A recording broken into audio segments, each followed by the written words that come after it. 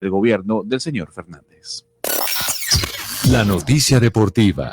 La noticia deportiva llega desde Italia porque el partido de octavos de final del Masters 1000 de Roma ya tiene hora para los colombianos Juan Sebastián Cabal y Robert Farah. Será mañana en el Foro Itálico después de las 8:30 de la mañana hora colombiana. Sus rivales serán el indio Rohan Bopana y el canadiense Denis Shapovalov. Recordemos que la dupla colombiana defiende el bicampeonato de este Masters 1000 de Roma. Y ya nos vamos a conectar con el resto del país para estar pendientes de nuestro tema del día, que hoy es uno del que pues aprenderemos mucho, porque es un debate que hay a nivel internacional y también en Colombia sobre si los derechos de la población transgénero se enfrentan a los derechos de las mujeres. Hay un debate alrededor de ese tema y nosotros queremos intentar entender de qué se trata. Ya saben que se pueden comunicar con nosotros al 301-764-4108. Ahí nos envían sus mensajes a través de WhatsApp con preguntas y comentarios porque nosotros vamos a estar muy pendientes.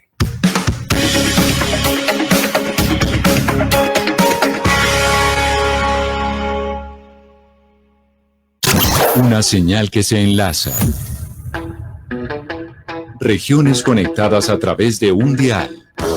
A partir de este momento, Óscar Montes, Ana Cristina Restrepo, Hugo Mario Palomar, Valeria Santos, Gonzalo Lázari, Rodrigo Pombo y Camila Zuluaga analizan y debaten el tema del día. El tema del día. Colombia está al aire.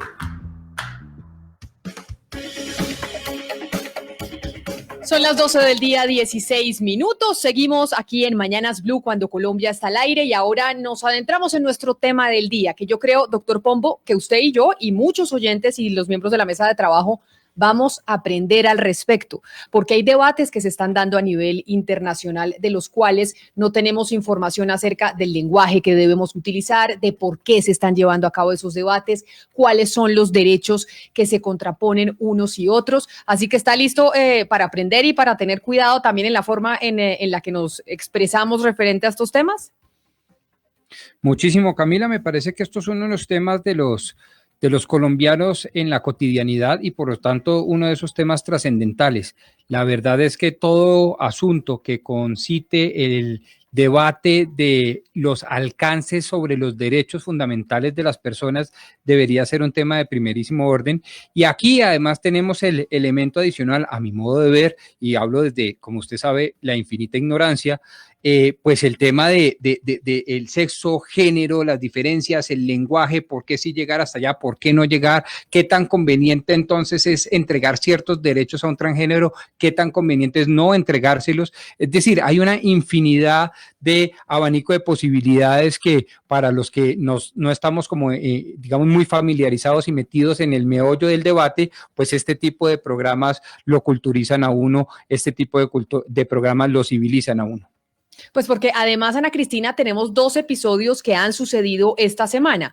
Uno que viene sucediendo desde hace ya bastante tiempo y tiene que ver con la autora de Harry Potter, que es esta famosa escritora inglesa J.K. Rowling, en donde ha tenido un enfrentamiento con la comunidad trans bastante fuerte y ahora la están acusando a ella de su última novela, en donde dicen que su novela es transfóbica porque la protagonista de la novela es una mujer transgénero que es una asesina en serie, según entiendo. Y J.K. Rowling tiene desde hace mucho tiempo, pues no mucho tiempo, yo diría que un par de meses, un enfrentamiento en este momento con la comunidad trans. Y tiene que ver precisamente porque se argumenta que hay unos derechos que se traslapan entre los derechos de las mujeres y los derechos de la comunidad trans.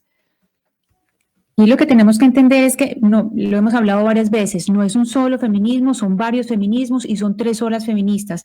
Básicamente, en la discusión acá es si la biología lo define a uno o no, que era, si lo hablábamos de esa primera ola feminista con Simone de Beauvoir que decía no se nace mujer, sino que uno se convierte en mujer.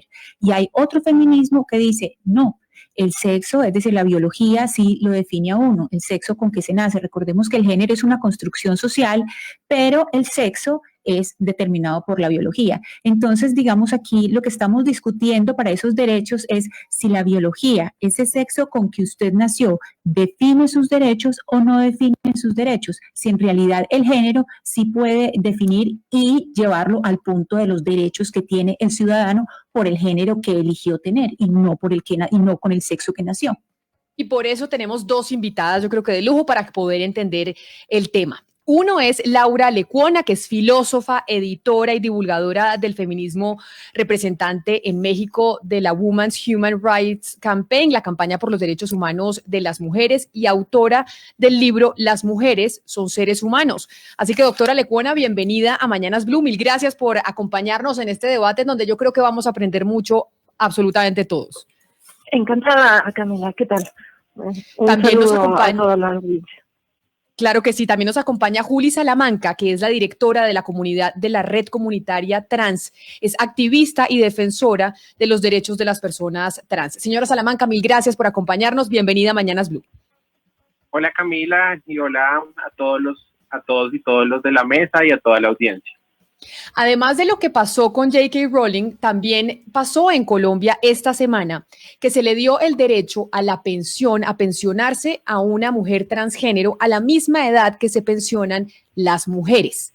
Y eso ha generado también otro debate. Y ahí es donde yo quiero preguntarle a Laura Lecuona, ¿por qué razón ese tipo de derechos de, por ejemplo, pensionar a una mujer transgénero a la misma edad en que se pensiona una mujer va en contra de los derechos de las mujeres? ¿Qué es lo que ustedes piensan que eso afecta? Mire, en un caso tan particular como este, que se trata de darle unos años antes o un año antes la pensión a una persona, me parece que eso concretamente es poco trascendente. El tema que tiene a muchas feministas preocupadas es el de la autoidentificación de género. ¿Qué significa esto? Y qué bueno que haya una voluntad de escucha y ganas de entender este problema, porque creo que el debate es tan tóxico que no se da tiempo a la gente, no se da la oportunidad de pensar y de ver qué es lo que está en juego. La gente cuando oye gente transgénero piensa en los transexuales y en gente con disforia de género. Eso parece ser que ya no es criterio de nada, porque el actual movimiento por la identidad de género o el actual transactivismo, que, cuidado, yo no lo equipararía a la comunidad trans, porque hay mucha gente trans que no estoy de acuerdo con esto de lo que voy a hablar, lo que impulsan es algo que se llama autoidentificación de género, que en realidad significa que cada uno puede decidir de qué sexo es. Entonces, si una persona sin ningún tipo de disforia, sin ningún sentimiento de que su cuerpo, ningún rechazo a su cuerpo, una persona común y corriente llega a un registro civil, esto ya pasa en lugares como la Ciudad de México, en Argentina, en varios lugares del mundo, porque es algo que está ocurriendo de verdad internacionalmente. Bueno, llega al registro civil y dice, yo me siento mujer, por lo tanto soy mujer con todas las de la ley, y con mucha facilidad administrativa le entregan un acta de nacimiento que dice que esa persona, porque así lo siente, es mujer.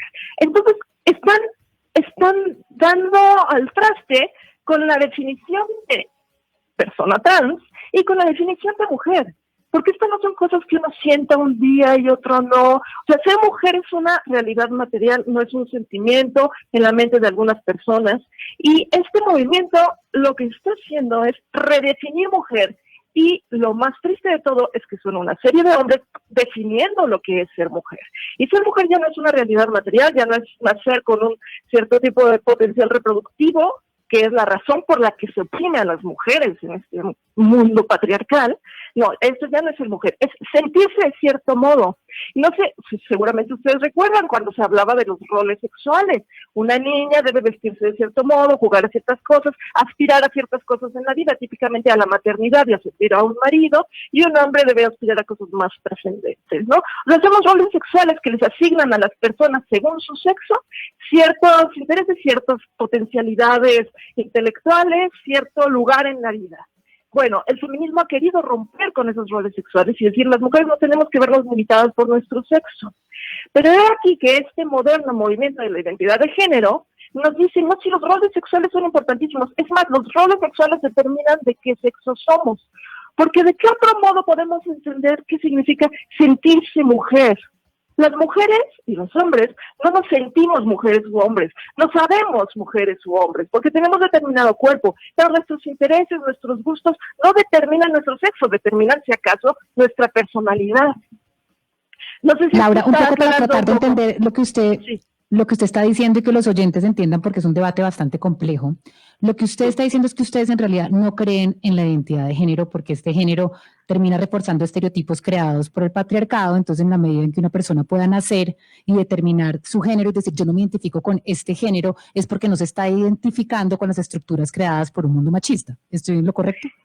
Exactamente, Camila, no creemos en la identidad de género y nos preocupa mucho que en legislaciones de todo el mundo la categoría del sexo, que es algo material y verificable, se esté sustituyendo por identidad de género, que es una cosa etérea, siempre muy mal definida, muy subjetiva y absolutamente inverificable, porque la única, o sea, esta ideología, digamos, lo que impulsa es la idea de que el único que puede saber cuál es su sexo es la persona misma. No hay ninguna manera de verificarlo externamente. Entonces, esto da lugar a muchas trampas por parte de hombres que no son transexuales, son hombres que simplemente llegan y dicen, yo me siento mujer, por lo tanto soy mujer, y si es un hombre, por ejemplo, y esto ha pasado en varias partes del mundo, no estoy exagerando, no estoy alarmando inútilmente, un hombre encarcelado por violencia sexual, dice, no, yo me siento mujer, entonces merezco o tengo el derecho a estar en la cárcel de mujeres, y llevan a ese señor porque dice que se siente mujer, signifique eso lo que signifique, el señor dice que se siente mujer, por lo tanto es mujer con todas las de la ley, y la llevan a la cárcel de mujeres, donde todas las mujeres presas quedan expuestas. Entonces, por el deseo de un señor o el capricho de un señor, que insisto, no es transgénero y por supuesto tampoco es mujer, simplemente dice sentirse mujer, por el capricho de ese señor, todas las mujeres presas quedan expuestas, y sus derechos, bien, gracias. Porque lo que nos importa es el derecho del señor. Entonces, es una vez más el patriarcado, o sea, porque, y bueno, en fin, no sé si esto aclaró un poco.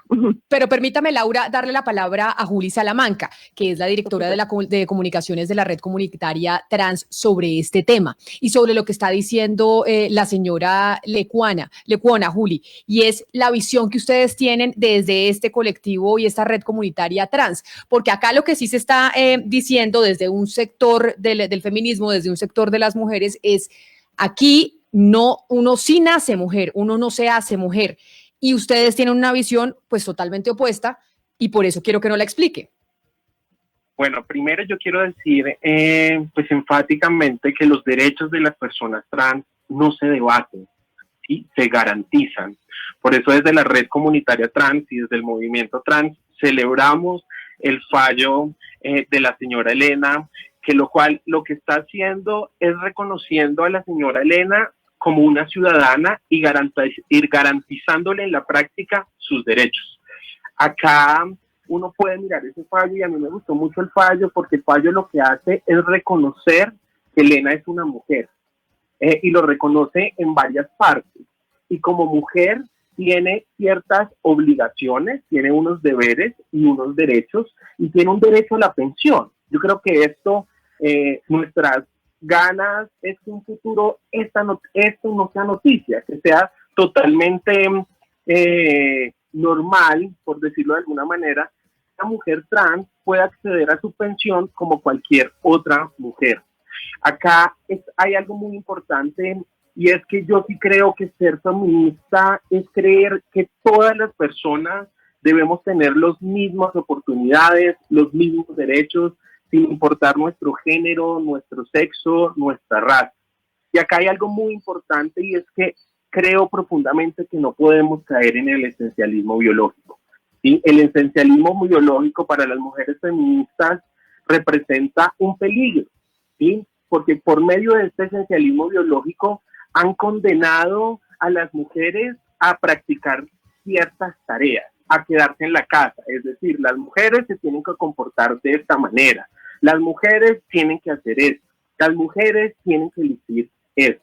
Entonces yo sí creo que es importante que saquemos la discusión del esencialismo biológico y que construyamos un movimiento en el que tengamos en cuenta que el feminismo tiene que ser interseccional. El feminismo se opone totalmente a este esencialismo biológico, y creo que es muy importante hablar acá. Pero Juli, yo la interrumpo porque ahí cuando usted habla del esencialismo biológico, yo escuchando a Laura Lecuona, es básicamente lo que dice ella, y no sé si lo he interpretado bien, es una vez más los hombres definen quién es mujer y quién no. Una vez más, entonces, si no es la biología la que define quién es mujer y quién es hombre, al final entonces los hombres van a terminar definiendo que ellos pueden ser mujeres. ¿Me explico? Camila, que es lo que seguramente le entendí a Laura. Sí, Camila, yo creo que acá hay que dejar algo muy claro y es salirnos de esa idea de que las personas trans somos un disfraz o que somos un hombre. Yo nací con pene, pero nunca he sido un hombre. Y tenemos que salirnos de esa imagen y de esa idea de que las mujeres trans hoy nos levantamos con la idea de ser mujeres y mañana nos quitamos esta peluca y somos hombres. No, porque esto no son opiniones inofensivas. Son opiniones que se materializan en la práctica en violencia sobre la vida de las personas trans. Y Camila, a mí lo que me parece muy peligroso es que al escuchar muchas opiniones de las personas antiderechos, de las personas trans, al escuchar también argumentos de la policía y al escuchar argumentos de muchos de los asesinos de las mujeres trans en Colombia, apelan al mismo argumento, y es que las mujeres trans no son mujeres, que nunca vamos a llegar a ser mujeres y que no tenemos una vagina. Entonces, acá creo que no son opiniones inofensivas. Y quiero hacer un contexto pequeño. Ayer, la Defensoría del Pueblo acá en Colombia saca una alerta porque en Colombia, desde enero a lo que va del año, han asesinado a 63 personas. De entre esas 63, nosotras hemos registrado 27 mujeres trans asesinadas por ser trans. Entonces creo que ese argumento no es algo inofensivo, no es un enfoque inofensivo. Y repito, salgamos de esa idea de que las personas trans hoy somos mujeres, pero mañana somos hombres, o mañana queremos ser un unicornio. Esa idea que nos están vendiendo, volviendo un chiste o volviendo algo efímero nuestra identidad. Juli, pero es que yo creo que aquí lo que estamos haciendo es teniendo precisamente una discusión para entender, es decir, no estamos llevando la discusión al punto de hacer una burla, sino que todo lo contrario, con usted y con la señora Lecuona, lo que estamos tratando es de entender un poco mejor. Basado en lo que nos viene diciendo hace un rato la señora Lecuona, ella, pues según lo que yo le entiendo, es que la biología es el factor determinante en el ser humano, y le entiendo su punto de que los hombres, de que las mujeres trans no signifique que los hombres sigan rigiendo, pero es que también hay hombres trans.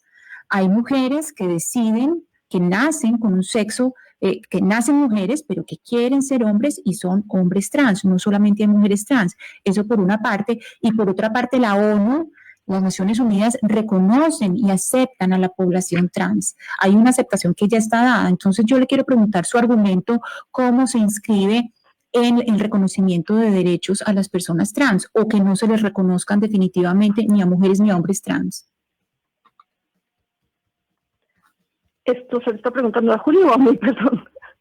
A usted, señora Lecuona. A mí. Sí, bueno, a ver. Sí, señora. Sí, también quisiera responder un poco y aclarar algo de lo que dice Julio, porque me parece que hay ahí veladas unas acusaciones que son un poco injustas y empiezan a, digamos, enturbiar el debate, ¿no? Yo no estoy negando derechos de las personas trans a una vida libre de violencia, a seguridad laboral, seguridad médica, vivienda, etcétera, etcétera. Ninguna feminista hace eso. Y Juli misma ha dicho que estos casos dramáticos y que no deberían suceder de asesinatos a personas trans fueron porque se trata de personas trans. Y justo lo que estoy diciendo, lo que pasa con la autoidentificación es que ni siquiera la definición de persona trans queda clara. Cualquier señor que diga yo me siento mujer accede, como por arte de magia, a las conquistas de la gente trans y también a las conquistas del feminismo para las mujeres. Cuando habla de esencialismo biológico, tienes tú toda la razón, Camila, en que es una cosa que las feministas combatimos. El esencialismo biológico es lo que nos tiene en una situación de opresión en un mundo patriarcal. Pero en este debate parece ser que reconocer la existencia de la biología ya es esencialismo biológico, cuando justamente no. Las feministas reconocemos que hay una biología y sabemos que la definición de hombre y mujer viene dada por la biología. Cuando un niño nace, inmediatamente se sabe, a menos que sea uno de estos casos excepcionales de persona con alguna condición intersexual, que son muy excepcionales, inmediatamente se sabe si es niño o niña. Y su personalidad puede ser la que sea. Las feministas aspiramos a un mundo en el que la personalidad de niñas y niños pueda desarrollarse libremente sin los constreñimientos de los roles sexuales, que es todo lo que le he dicho que combatimos las feministas, y que la idea de que mujer es sentirse mujer, pues termina esencializándolos justamente, ¿no? Entonces, bueno, yo por supuesto que las feministas defendemos los derechos básicos de todas las personas. Ninguna feminista diría lo contrario. Pero cuando un hombre, por decirse mujer, pretende que se le dé acceso a todos los espacios exclusivos de mujeres, Laura, ahí es cuando decimos, esto no está bien, espérense tantito. Dígame. yo tengo una pregunta porque ustedes piden todo el tiempo pues que no caigamos en este dogma y que ustedes quieren ser escuchadas y que el debate se tiene que dar, digamos, en franca lid, como con los argumentos que son. Pero yo la escuchaba y he tratado de entender el tema de la identidad de género, los temas profundos, pero usted cae una vez más y otra vez en el argumento de que esta comunidad es como si estuviera basada de hombres impostores y hombres que quieren aniquilar a la mujer, en vez de ver a la gran mayoría como personas, en vez de ver a la gran mayoría de esta comunidad como personas vulnerables, excluidas, maltratadas por la sociedad y por su familia. Entonces es la parte que yo no entiendo, Claro ¿por qué a partir de la mala fe? Me permite aclararle, porque me queda claro que no ha entendido nada. Yo he insistido, hombres impostores, no estoy hablando de gente trans. La autoidentificación también da al traste con la definición de lo que significa ser trans. Y esta historia de las personas oprimidas que sufren con su cuerpo, etcétera, etcétera, también tenemos que borrarla de un plumazo, porque la gente que ahora nos dicen que es trans y que vemos en distintas partes del mundo son hombres heterosexuales sin ninguna disforia que de repente dicen que son trans y ya se vuelven ellos los portavoces de un movimiento que no les corresponde. La gente transexual también está muy enojada con esto que está pasando, o gran parte de la gente transexual, porque no los representan y no están velando por sus derechos, están invadiendo espacios y están ilegítimamente adueñándose del movimiento feminista, por ejemplo, del movimiento trans, del movimiento LGBT, y no estoy hablando de comunidad trans, estoy hablando de hombres sin ningún tipo de disforia. Los hombres mienten, eso lo sabemos. Los hombres pueden ser violentos, eso lo sabemos. No todos los hombres, por supuesto. Pero quiero subrayar que yo no estoy hablando de gente trans, estoy hablando de lo que esta ley de autoidentificación permitiría, porque no habría ningún control sobre quién realmente puede acceder a la etiqueta de trans. No estoy hablando de la comunidad trans. Yo quiero irme a una cosa muy básica que tal vez nos ayuda y quería preguntarle a usted, Juli, para que nos ayude. ¿Cómo hacemos o cómo definirían ustedes qué es ser mujer y cómo se define qué es ser trans? Para que nos vayamos incluso a conceptos muy básicos de esta discusión que yo creo que también nos ayuda a entender un poco mejor. ¿Qué es ser mujer y qué es ser trans? Camila, pero antes de darle esta definición, yo creo dos cosas. Primero, creo que Laura podría estar cayendo en el juego del patriarcado al estar metiéndose en cuerpos que no le corresponden, ¿sí? Regulando qué es y qué no es mujer.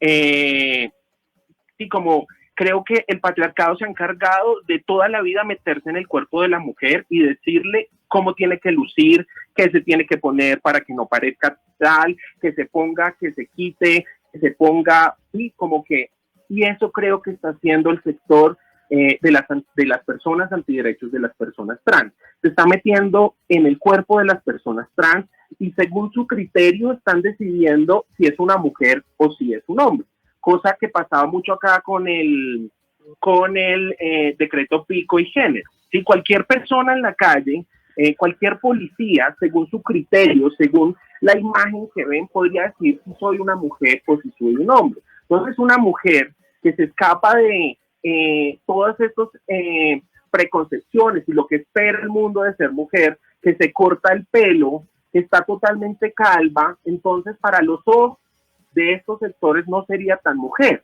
¿sí?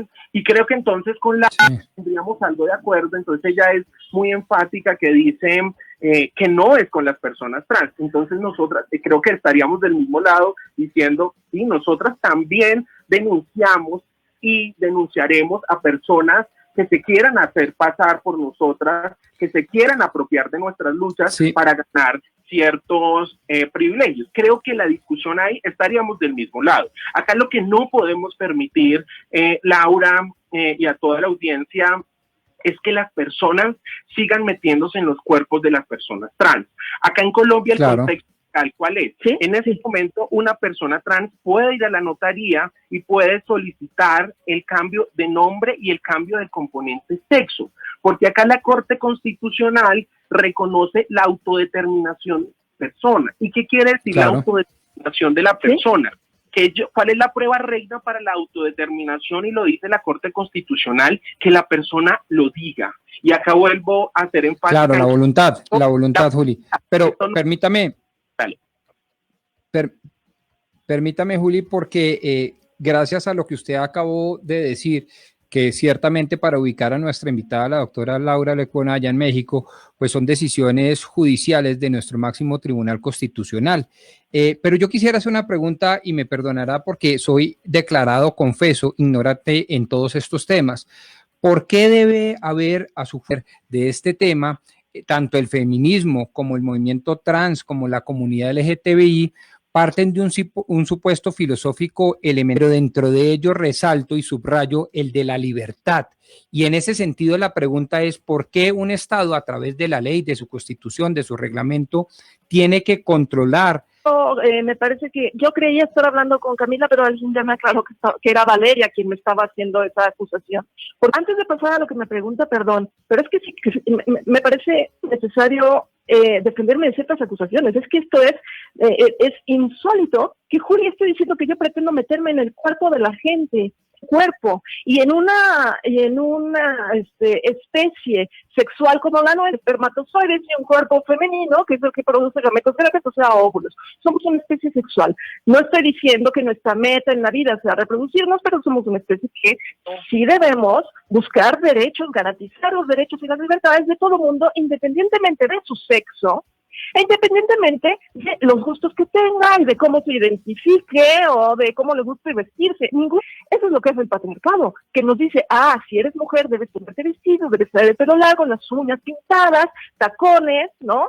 Entonces una mujer como yo, que se aparta de esos cánones, entonces ya no es, por supuesto, ya no es femenina, porque eso de lo que estoy hablando es la feminidad, pero además es menos mujer que la otra, o sea, contra lucha desde siempre el feminismo. Pero entonces, yo también quisiera escuchar a Juli, escuchar la respuesta a la pregunta que le hicieron, que es lo que me interesaba, pero en lugar de responderlo, lo que hice fue tergiversar mi posición, que ellos estarían también se opondrían a que alguien ilegítimamente quisiera abusar de estos derechos que hubiera conseguido la gente trans, pero no sé si que ser mujer es decirse mujer. Entonces, ¿cómo van a controlar esto? Porque pero ahí yo quiero preguntarle, las motivaciones no importan. Juli, a Laura, porque se lo digo con toda la sinceridad, acá yo estoy en una absoluta confusión.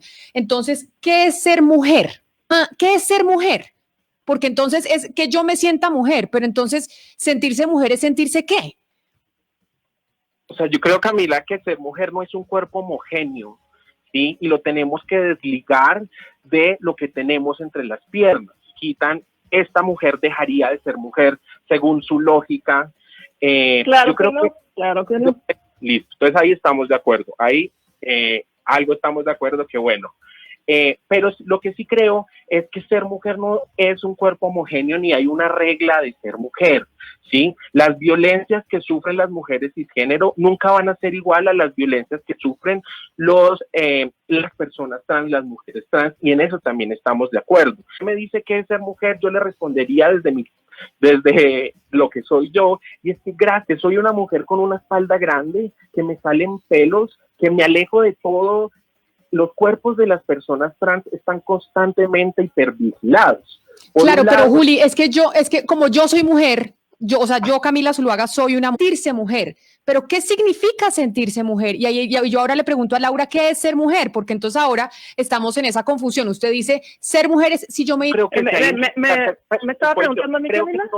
Creo que no es identificarte con cualquier tipo de cosas. Yo creo que es identificarte, o sea, es construirte como se te ha dado la gana, sin seguir una norma que es lo que le hace tener una vagina, porque eso no es una mujer. Creo que también esta carga que le hemos dado, ¿sí? Por eso yo hablaría que ser mujer no es, como lo decía Laura, ponerse tacones, ni usar un lipstick, ni nada de eso, ¿sí? Y eso, por eso son tan peligrosos este tipo de declaraciones, porque cuando salgo a la calle y en un país como Colombia, donde han asesinado 27 personas trans, este tipo de posturas... Juli, de su definición de ser mujer, y es de sentir, a país conservador, que pues ser mujer sí está relacionado con el sexo. Ser mujer es como usted se siente. ¿Qué es sentirse mujer? Cada uno tendrá su propia definición. Yo le pregunto a usted, ¿qué es ser mujer para ustedes? Ser mujer es ser una de tus cromosomas, cierto tipo de cuerpo. En estos tipos de cuerpo, por supuesto que hay variaciones. Hay mujeres de cadera grande, hay mujeres de cadera chica, hay mujeres más altas, mujeres más bajas, y todas ellas son mujeres. A ver, también las feministas luchamos porque nuestra capacidad reproductiva o nuestros genitales no definen nuestro lugar en el mundo. El sexo no tendría que ser tan trascendente para nuestra posición en la sociedad, pero es algo que... Claro, doña Laura. Ese sexo con el que nacemos no marque nuestro destino. Que tengamos toda esta libertad de la que habla Juli, de ser, de formarnos como personas, de perseguir ciertos intereses, de tener esta libertad de ser. Eso es lo que perseguimos, pero las mujeres en el mundo no gozan de esa libertad. En algunas partes del mundo gozamos de más libertades, pero veamos qué pasa con niñas, por ejemplo, en Nigeria, a las que que murieron hace unos años en un incendio en Guatemala. Nadie les preguntó cómo se identifican. A las víctimas de trata en el mundo, que son en su inmensa mayoría, los padrotes no les preguntan, oye, ¿cómo te identificas? Ellos saben inmediatamente qué es ser mujer o qué es ser hombre. O sea, yo creo que acá... La explicación. Juli, ¿usted iba a decir algo? Sí, yo creo que primero también tenemos que dejar de pensar que como tenemos que parar que las violencias que sufren las mujeres y género, las violencias para luchar contra la opresión. Creo que eso hay que dejarlo como feministas. Llegamos a quitarle el puesto o que es una competencia entre mujeres y que eso existen tantos feminismos. Lo que no podemos mucho, ¿cuál es la posición? ¿Qué pretenden entonces algunos? No, que dejemos de tener sexo, que los hombres, esa debe ser la discusión. Que su explicación, decía yo, pues ha sido muy, pero insisto en la pregunta que no ha sido a mí las que definan el género. ¿Cuáles son las consecuencias, mujer? A ver, se lo puedo decir, creo que las mujeres tradicionalmente han sido consideradas ciudadanas. Vean en cuántos países del mundo las mujeres siguen subordinadas al marido, pero es por ser mujeres, no deben ser discriminadas, pero para reconocerlas como mujeres pues se tiene que hablar de ser por el patriarcado, son las mujeres, pero en el momento en que borramos de un plumazo esa definición, pues ya tenemos todo perdido. Entonces ya si cualquiera puede ser mujer, pues nadie es mujer. Entonces estas definiciones se pierden y los de categoría de identidad de género. Yo creo que, es una cosa inverificable y muy abstracta y muy mal definida siempre. Yo creo que la identidad de género es Laura habla de dos cosas diferentes, y una cosa es las personas que se hacen pasar por personas trans, que no somos las personas trans, porque las personas trans no estamos usurpando ninguna identidad, nos construimos como mujeres y no queremos... Juli, explícame cómo distingues tú a una persona trans de un hombre que quiere usurpar una identidad trans. Perdóname, pero es que acá nadie puede ser una policía del género. Tú no puedes estar... Entonces no los distingues. Tú no puedes yo no soy una policía del género. Yo no soy una policía del género. Soy una mujer que lucha por los derechos de las mujeres basados en el sexo. Te pongo en contexto. Tú no puedes estar acá persiguiendo a las personas por según tu criterio que es hombre y que es ser mujer. Porque eso pasó acá en Bogotá y en muchas partes del mundo con el pico y género. 24 personas fueron discriminadas y violentadas en los supermercados porque para los celadores y los policías las personas trans no cumplían con lo que es ser mujer y que es ser hombre. Entonces, Juli, yo sí creo que que alejémonos de esto, y además que creo que tu postura también va encaminada un poco a decir que haber nacido con pene nos da privilegios. Entonces, para esa pregunta, yo sí quisiera preguntarle, ¿por qué las mujeres trans no estamos en puestos de poder si el pene nos ha dado privilegios, como lo dicen muchos sectores? ¿Sí? ¿En qué lugares nos encontramos las mujeres trans en este momento? La mayoría se encuentra en situaciones de pobreza absoluta. O en Blue, ¿cuántas mujeres trans hay como periodistas? ¿O cuántas mujeres senadoras hay como periodistas? ¿O cuántas estudiantes trans hay en la Universidad Javeriana? ¿Sí? Creo que también, y vuelvo a ser muy enfática, esta no es una carrera por quien ha sido discriminada. Eso no nos tiene, ¿sí? Yo reconozco que las violencias que Juli, sufren le pregunto, muy distintas. le pregunto, escúcheme. Dime. Sí, no, es que estamos todo el tiempo, bueno, llevamos varios minutos hablando de las mujeres trans y de los derechos de las mujeres y de las mujeres trans, pero le pregunto por los hombres trans. ¿Para usted un hombre trans debería renunciar a sus derechos como mujer? Pero, o sea, como es que acá es la discusión. Cuando un hombre trans decide ser padre, entonces se le sataniza, y porque entonces no entendemos que un hombre se desprenda de su masculinidad y decida quedar embarazado. ¿Sí? Entonces acá vamos a pensar que este hombre, como hombre, que los hombres pueden quedar embarazados porque los hombres trans son hombres, entonces no pueden tener los derechos con los que cuenta una mujer que decide quedar embarazada. ¿Y cuál es la discusión? Juli, yo creo que mi compañero Hugo Mario Palomar se refiere también a la noticia que se dio a conocer esta semana sobre el fallo del tribunal sobre la pensión. Entonces, si se le da el beneficio a una mujer trans de pensionarse a la edad que se pensionan las mujeres, ¿eso mismo debe pasar con un hombre trans? Es decir, que se pensione entonces a la edad en que se pensionan los hombres. Creo que hacia allá va la pregunta.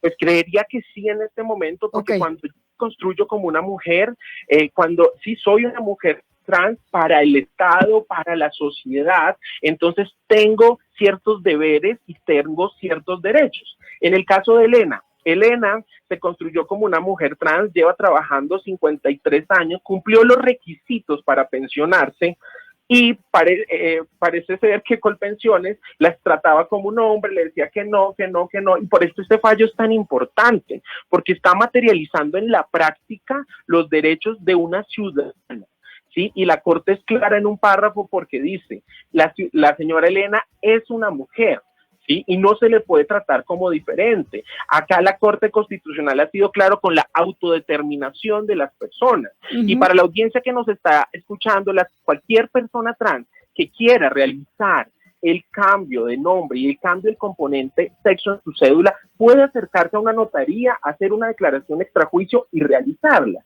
Ok, pero se nos va acabando el tiempo. Yo creo que tenemos muchas preguntas todavía. Es un tema del que estamos aprendiendo. Pero Juli, a mí me llamó la atención que usted dijo hay una cantidad de violencia en esta discusión. Y yo veía ayer a través de redes sociales y veía lo que ha pasado, por ejemplo, con J.K. Rowling, en que también hay una cantidad de violencia de parte de los colectivos trans a quienes se atreven a pensar distinto, a quienes se atreven tal vez a plantear la posición que plantea Laura Lecuona en esta discusión. ¿Por qué? ¿Por qué esa agresividad? Yo incluso veía ayer uno diciendo es que a la que defienda no sé quién le voy a sacar los ojos por perra y la voy a matar. Y un bullying y una cancelación a quienes pues se atrevan a pensar distinto. ¿Por qué? Bueno, aclarar que ese tuit no fue de una persona trans, fue de un hombre y que lo rechazamos totalmente, ¿sí? Como que la violencia no se justifica en ninguno de los casos.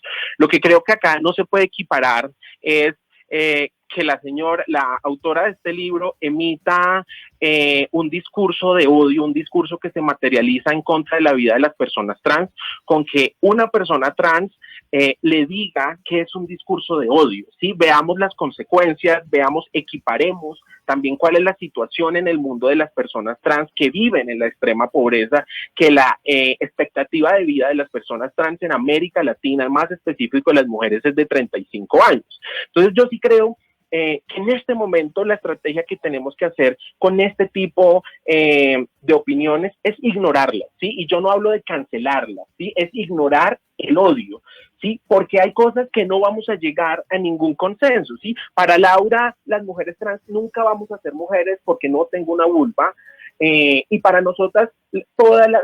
Sí, no, las mujeres no son un cuerpo homogéneo y las mujeres trans hemos luchado muchos años porque no nos vengan a cuestionar si somos, si no somos, si tenemos que tener, si nos ponemos es malo porque estamos jugando con el patriarcado, pero si no nos ponemos, no nos ponemos tetas, no somos tan mujeres porque no parecemos lo que esperan de ser mujer. Entonces yo sí creo que la violencia en este caso sobraría, pero creo que el movimiento trans acá ha sido un movimiento enfático que no va a dar un paso atrás en materia de garantía de sus derechos. ¿Y por qué estas declaraciones de este personaje son totalmente desafortunadas? Porque ella insinúa que las personas trans que entramos al baño que nos corresponde, que es el baño de las mujeres, en mi caso mujer trans, queremos ir a violar. Yo no sé si en el panel de pronto tienen cifras de cuántas mujeres trans acá en Colombia han entrado al baño de mujeres a violar a otras mujeres. Sería bueno tener esa cifra para que se hable desde la evidencia. Entonces sí creo que cuando una figura pública o una figura con una posición de poder da este tipo de declaraciones que van en contravía de los derechos, sí se convierten en mensajes de odio. Yo las tengo que interrumpir, nos quedan muchas cosas por hablar, pero se me acabó el tiempo y ya vienen nuestros compañeros de Meridiano Blue. Me comprometo a que hacemos otra sesión para seguir discutiendo este tema con las dos. Juli, mil gracias. No, Juli gracias Salamanca, mil gracias a usted por haber estado aquí. Laura Lecuona, filósofa, editora y divulgadora del feminismo, representante en México, mil gracias por haber aceptado esta invitación y como les digo, me comprometo a que hagamos una segunda charla al respecto porque todavía quedan muchas preguntas y pues mucho más por discutir. A las dos, mil gracias por haber estado aquí, haber compartido con nosotros y haber respondido nuestras preguntas. Es la 1 de la tarde, ya un minuto, me pasé un minuto, llegan nuestros compañeros de Meridiano Blue. A ustedes mil gracias por haber estado conectados con nosotros y nos encontramos de nuevo mañana a las 10:30 de la mañana.